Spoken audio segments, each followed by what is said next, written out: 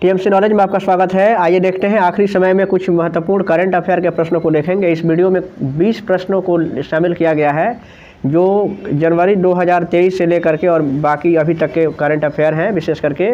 तो आप देखिए करंट अफेयर के ये महत्वपूर्ण प्रश्नों को निश्चित रूप से ये आपके लिए काफ़ी उपयोगी साबित होंगे। और देखिए यहाँ से पहला प्रश्न है कि 11 से 12 जनवरी, ये पहला प्रश्न है इसका, कि 11 से 12 जनवरी 2023 के बीच विधानसभाओं के अध्यक्षों का अखिल भारतीय सम्मेलन का आयोजन किस शहर में हुआ। ये करंट अफेयर के प्रश्न है और इसका देख लीजिए, इसका सही जवाब है यानी कि ये जयपुर में आयोजन हुआ था। यानी कि जबकि दिल्ली की बात करें तो दिल्ली में क्या हुआ था कि जनवरी 2023 में ही अखिल भारतीय पुलिस महानिदेशक का सम्मेलन हुआ था दिल्ली में, जबकि नागपुर में अखिल भारतीय 108वीं जो है कि भारतीय विज्ञान कांग्रेस का आयोजन हुआ था और वो जनवरी में ही हुआ था। नेक्स्ट है कि अजय टू योगी आदित्यनाथ पुस्तक के लेखक कौन है। ये पुस्तक के लेखक कौन है? शांतनु गुप्ता इसका नाम है, क्योंकि आदित्यनाथ, योगी आदित्यनाथ जो है उनके बचपन का नाम जो है कि अजय सिंह बिष्ट था और उनके ऊपर ये किताब लिखी गई है शांतनु गुप्ता के द्वारा। नेक्स्ट है कि भारतीय रक्षा मंत्रालय द्वारा इंटरनेट से जुड़े सभी कंप्यूटर के माइक्रोसॉफ्ट ऑपरेटिंग सिस्टम को हटा करके कौन सा नया स्वदेश में विकसित विंडोज के साथ बदलने का फैसला किया गया है। और इसका सही जवाब है माया, इसका सही जवाब होगा। और ये माया जो है कि भारत का एक पूर्ण स्वदेशी ऑपरेटिंग सिस्टम है जिसका निर्माण उबंटू ऑपरेटिंग सिस्टम के आधार पर किया गया है। नेक्स्ट प्रश्न है कि 2023 में पद्म विभूषण पुरस्कार से सम्मानित दिलीप महलनोबिस किस पेशे से जुड़े हुए थे। और वो पेशे से एक डॉक्टर थे और इस तरीके से 2023 में इन्हें पद्म विभूषण पुरस्कार से सम्मानित किया गया है। इसका अगला प्रश्न देखते हैं कि इसका ये 5वां प्रश्न होगा। आप देख सकते हैं कि 23 अगस्त 2023 को चंद्रयान 3 के लैंडिंग साइट का नाम प्रधानमंत्री नरेंद्र मोदी द्वारा इसरो की टीम को संबोधित करने के लिए क्या रखा है, ये बताना है।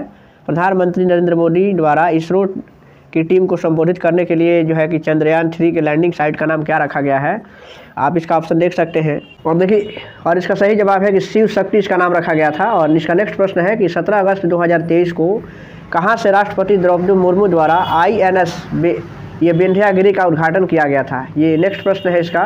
आप देख सकते हैं कि इसका जो उद्घाटन किया गया था वो कोलकाता से किया गया था, यानी कि सही जवाब इसका ऑप्शन इसमें ए है। और इसका नेक्स्ट प्रश्न है कि किस देश ने पहले वैश्विक बौद्ध सम्मेलन की मेज़बानी की है। ये अगला प्रश्न है कि किस देश ने पहला जो है कि वैश्विक बौद्ध सम्मेलन की मेज़बानी भारत ने किया है अप्रैल 2023 में।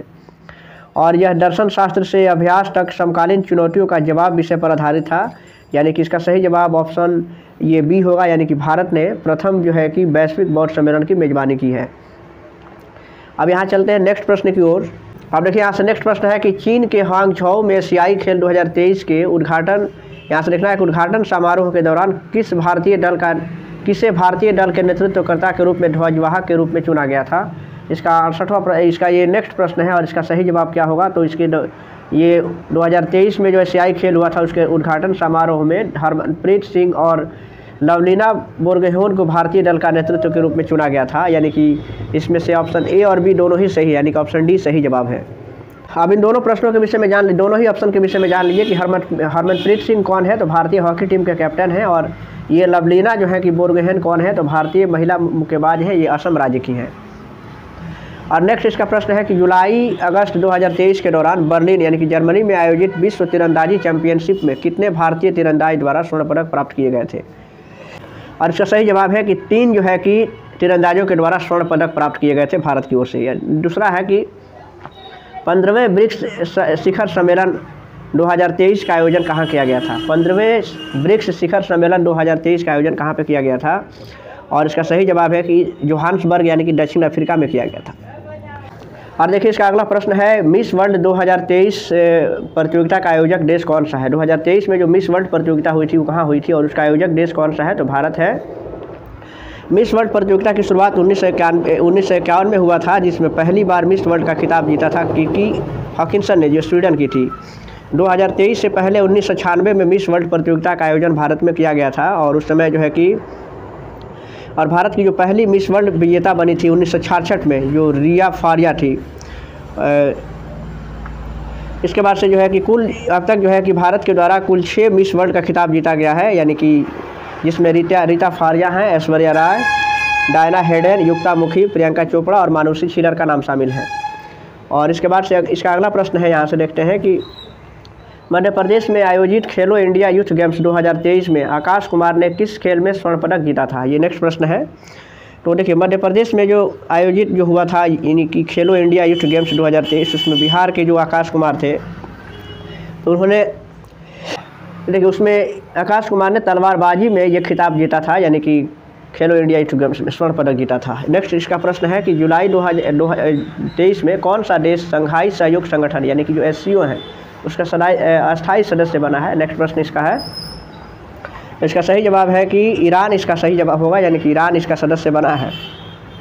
ईरान को SCO की 2021 की जो है कि दुर्साम्य शिखर सम्मेलन में अस्थायी सदस्य बनने का निर्णय लिया गया था, और ईरान के सदस्य बनने से संघाई सहयोग संगठन में वर्तमान सदस्य देशों की कुल संख्या 9 हो गई है।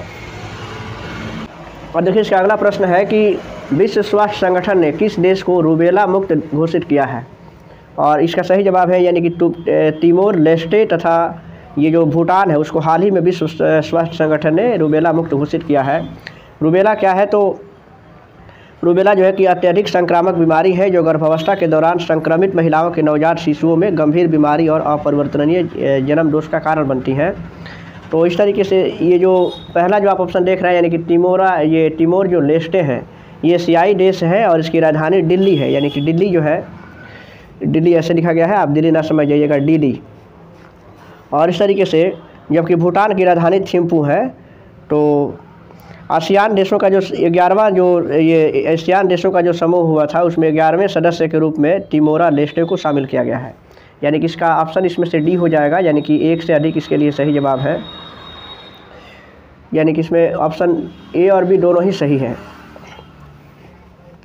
यानी कि ऑप्शन सी इसके लिए सही होगा, यानी कि उपयुक्त ए और बी दोनों उपयुक्त में से दोनों ही ऑप्शन सही हैं। और इसका देखिए इसका नेक्स्ट प्रश्न है कि फुटबॉल टूर्नामेंट संतोष ट्रॉफी यानी कि 2023 का खिताब किसने जीता है? इसका सही जवाब है यानी कि कर्नाटक इसका सही जवाब होगा। और भारत का सबसे जो पुराना फुटबॉल कप जो है वो डुरंड कप है और 1888 में से स्थापित किया गया था। जबकि इसका दूसरा प्रश्न है कि बिहार में टर्शियरी चट्टानें पाई जाती हैं, ये बताना है कहाँ पाई जाती हैं। और इसका देखिए इसका अगला प्रश्न देखते हैं कि थॉमस कप किस खेल से संबंधित है? थॉमस कप का संबंध किस खेल से है? तो बैडमिंटन इसके लिए सही जवाब होगा। और भारत ने 2022 में इंडोनेशिया को हरा करके पहली बार थॉमस कप का खिताब जीता था। इसका नेक्स्ट प्रश्न है कि जून 2023 में रिसर्च एंड एनालिसिस विंग यानी कि जो रॉ होता है उसके प्रमुख के रूप में किसे नियुक्त किया गया है?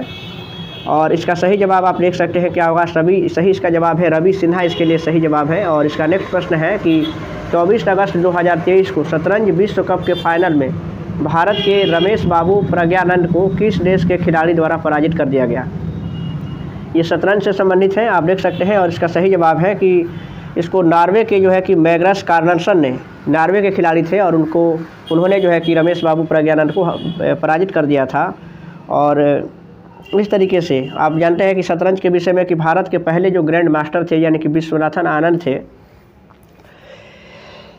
इसका नेक्स्ट प्रश्न है कि किस भारतीय ने 2023 में रेमन मैगसेसे पुरस्कार जीता? रेमन मैगसेसे पुरस्कार किसे दिया गया था 2023 में? तो देखिए इसमें असम के जो आर रवि कन्नन को वर्ष 2023 के लिए रेमन मैगसेसे पुरस्कार के 4 विजेताओं में से एक नामित किया गया था। और ये कहा है तो गरीबों के कल्याण हेतु कार्यक्रमों के माध्यम से असम के ये कैंसर के उपचार के क्रांति लाने के लिए इन्होंने काफ़ी अपना महत्वपूर्ण योगदान दिया, यानी कि सही जवाब ऑप्शन ए है। और इस तरीके से आप इसको देख सकते हैं। इसका नेक्स्ट प्रश्न यहाँ से देखते हैं अब।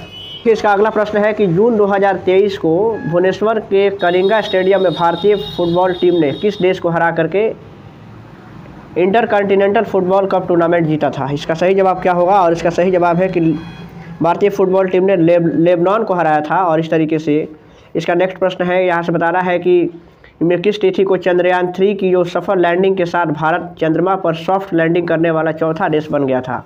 यानी कि जो चंद्रयान का जो लॉन्चिंग हुआ था चंद्रयान 3 की, वो उसका तारीख आपको याद रखना चाहिए।